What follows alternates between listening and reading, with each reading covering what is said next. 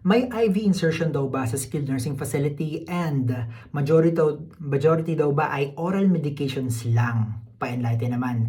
Okay, may IV insertions sa skilled nursing facility, may wound care, ayusin mo rin yung wound vac, may mga peg tubes, may tracheostomy, madami kang matututunan dito sa skilled nursing facility, and I think it is a good start, especially if practice ka na nursing back in the Philippines, kasi parang government hospital siya, and pag galing ka sa government hospital, lalo na kung mga nursing hills ka nun before, di ba, sobrang daming pasyente, tapos sobrang konti natin, at yun ang dahilan kung bakit mo kakayanin yung skilled nursing facility. In my opinion lang naman yon. Okay?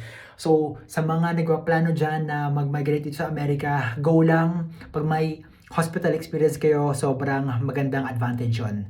If you want to know more about an immigrant nurse here in America, nag-share ako ng mga totoo lang na hindi nila sinasabi.